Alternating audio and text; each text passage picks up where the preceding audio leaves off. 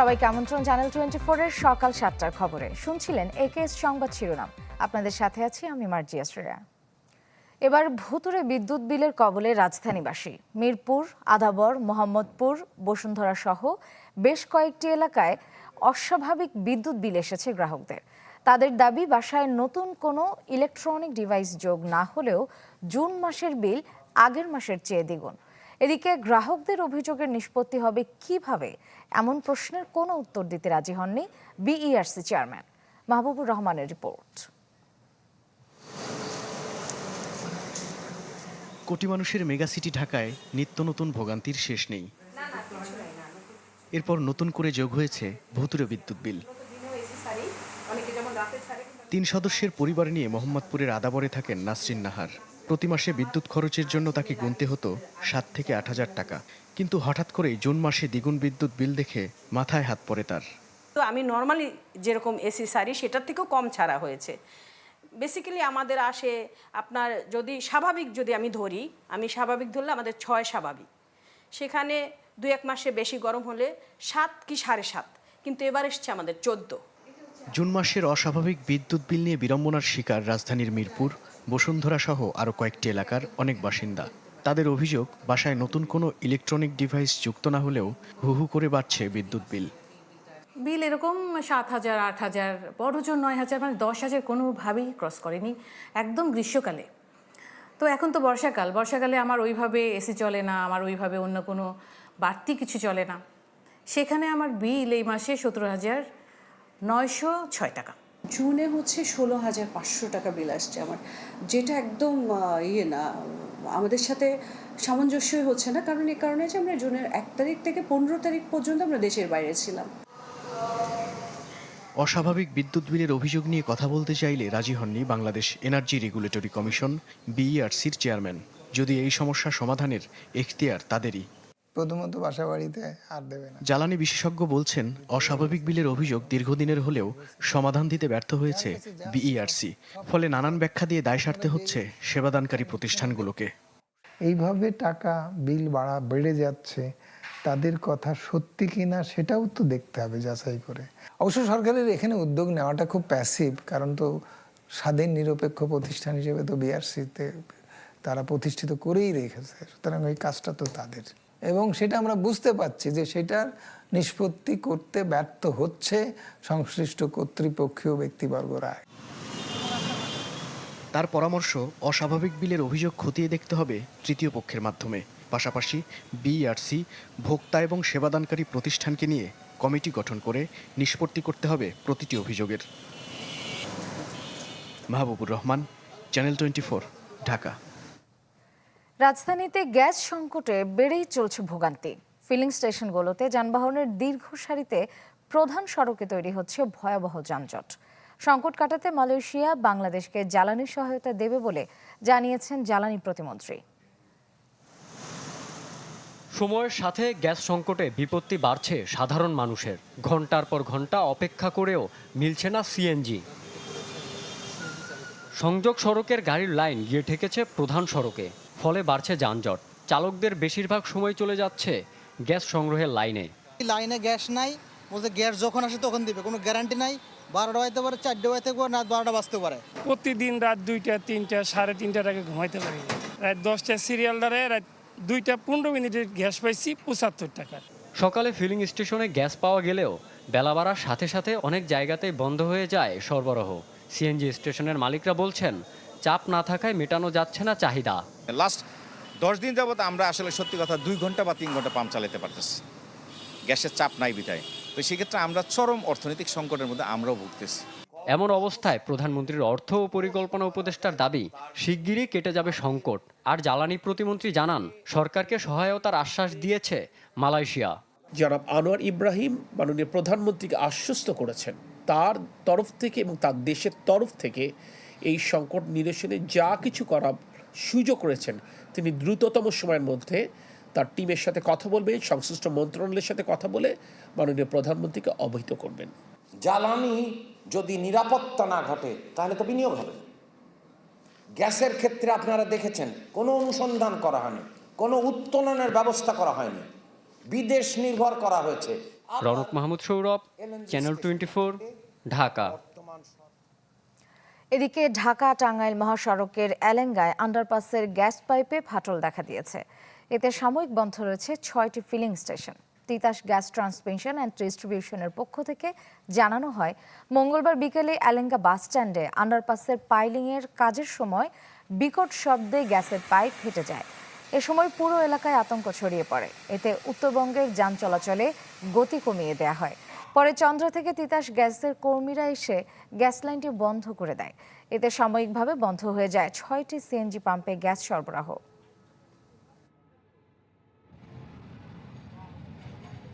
তো পাইলিং করার সময় যে কলটা দিছে নিচ দিকে নামাইছে, তখন ওই জিনিসটা ওইখানে লাগছে, লাগার কারণে ওইটা ফাইটে গেছে। ফাইটা যাওয়ার পরে যে কি একটা অবস্থা, এটা মানে বিকট একটা শব্দ হলো, এই শব্দটা খালি গ্যাসটা খালি বাইরে হইতেছে, এইটুকুই দেখলাম। গ্যাসের না খালি ধুমা, মানে একবার ধুমা যে ধুমা নাল বেরিয়েছে, একবার সম করে জুড়ছে, উল্লি করে মনে যায় দামত করেছে, দামত করে আমরা মনে হয় উত্তরটা দৌড় দিচ্ছি। দায়িত্ব নেওয়ার পর মঙ্গলবার বঙ্গভবনে প্রথমবার অফিস করলেন ভারপ্রাপ্ত রাষ্ট্রপতি হাফিজউদ্দিন আহমদ। বঙ্গভবনে পৌঁছালে হাফিজউদ্দিন আহমদকে গার্ড অব অনার দেওয়া হয়। পরে ঊর্ধ্বতন কর্মকর্তাদের সঙ্গে মতবিনিময় করেন ভারপ্রাপ্ত রাষ্ট্রপতি। মঙ্গলবার সকাল 11টার দিকে জাতীয় সংসদ ভবনের বাসভবন থেকে বঙ্গভবনে এসে পৌঁছান ভারপ্রাপ্ত রাষ্ট্রপতি হাফিজউদ্দিন আহমদ।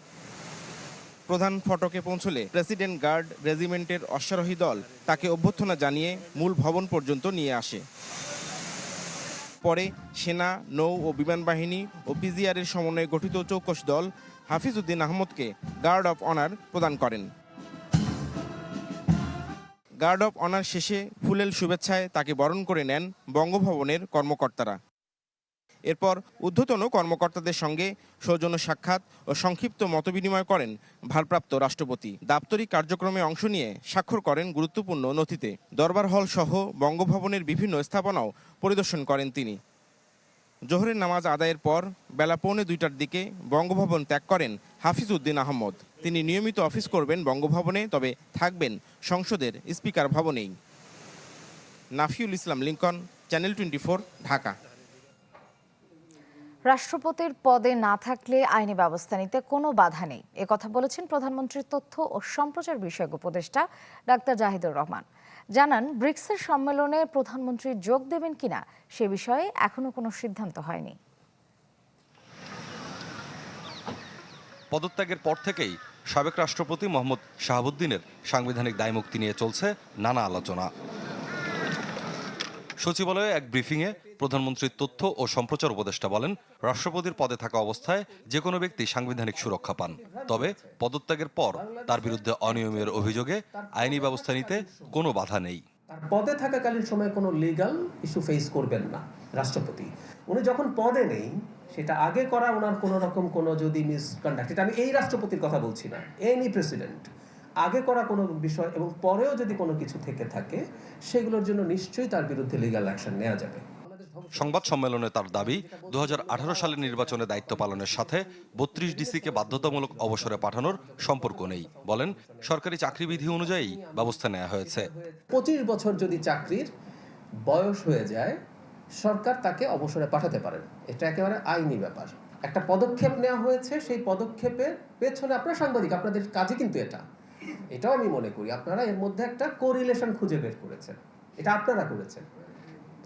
সরকার এখনো 2018 নির্বাচনের জন্য ঘোষিতভাবে কোনো পদক্ষেপ নেয়নি। সেটা যখন করতে যাবে, সেখানেও তো নির্বাচনী অপরাধ আছে।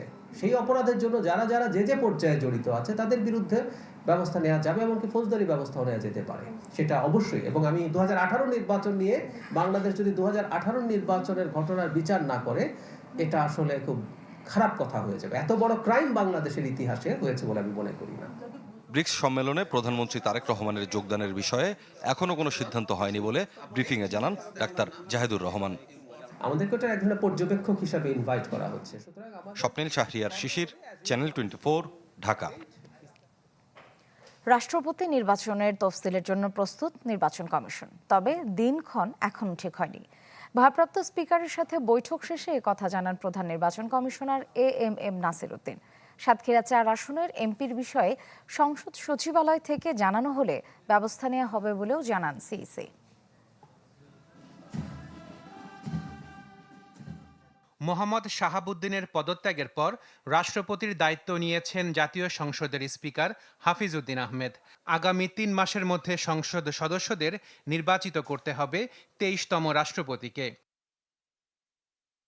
রাষ্ট্রপতি নির্বাচনের বিষয়ে কথা বলতে মঙ্গলবার সকালে সংসদ সচিবালয়ে যান প্রধান নির্বাচন কমিশনার সহ অন্যান্য কমিশনাররা। বৈঠক করেন ভারপ্রাপ্ত স্পিকার ব্যারিস্টার কায়সার কামালের সাথে। প্রায় ১ ঘন্টা আলোচনা শেষে প্রধান নির্বাচন কমিশনার জানান রাষ্ট্রপতি নির্বাচনের বিষয়ে কথা হয়েছে। সিইসি বলেন রাষ্ট্রপতি নির্বাচনের জন্য প্রস্তুত কমিশন। স্পিকারের সাথে পরামর্শক্রমে আলোচনাক্রমে এই দিনক্ষণ ঠিক করা হবে, কোন দিন নির্বাচন হবে, নমিনেশন পেপার কোন দিন সাবমিট করতে হবে, দিনক্ষণ এবং বিস্তারিত আমরা গেজেট আকারে প্রকাশ করব, আপনারা তখন জানতে পারবেন। এখনো কোনো চূড়ান্ত কোনো দিনক্ষণ আমরা ওইভাবে ঠিক করি না। এছাড়া ভোটার তালিকা চেয়ে সংসদ সচিবালয়ে চিঠি দেওয়া হয়েছে বলেও জানিয়েছেন সিইসি। ভোটার তালিকা নিয়ে বলেছে আমরা চিঠি দিয়েছি, ওনারা আমাদের কাছে ভোটার তালিকাটা দিবেন, দিলে এটা যত দ্রুত সম্পর্ক ওনারা দিবেন। আমরা আজকে চিঠিটা দিয়েছি ওনাকে। এছাড়া সাতক্ষীরা ৪ আসনে জামায়াতের এমপি গাজী নজরুল ইসলামের বিষয়ে কোনো আলোচনা হয়নি বলে জানান এএমএম নাসির উদ্দিন। সংসদ থেকে বিষয়টি পাঠানো হলে কমিশন ব্যবস্থা নেবে বলে জানান সিইসি। আশেকিন Prince, channel 24, Dhaka. জাপানের কুমামোতোয় ৭.১ মাত্রার ভূমিকম্পে ৩ জন নিহত হয়েছেন, আহত অন্তত ১০০ জন। একটি শপিং মল ধসে পড়লে হতাহতের ঘটনা ঘটে। আরও মৃত্যুর শঙ্কা করছেন উদ্ধারকর্মীরা। এওন নামের শপিং মলটিতে আটকে থাকাদের জীবিত উদ্ধারে চলছে অভিযান। রাতভর চালানো অভিযানে সেখান থেকে ৮ জনকে জীবিত উদ্ধার করা হয়। এর মধ্যে মৃত্যু হয় ৩ জনের। এছাড়া নিপ্পন পেপার ইন্ডাস্ট্রিজের একটি কারখানায় চিমনি ধসে নিখোঁজ রয়েছেন বেশ কয়েকজন। ভূমিকম্পে বেশ কিছু মহাসড়কে ফাটল দেখা দেওয়ায় ব্যাহত হচ্ছে যান চলাচল। নিরাপত্তার কারণে বন্ধ রাখা হয়েছে রেল চলাচল। ভূমিকম্পের পর কিউন্ড দ্বীপে একের পর এক আফটারশক হওয়ায় নিরাপদ আশ্রয়ে সরিয়ে নেওয়া হয়েছে প্রায় ৩ লাখ মানুষকে।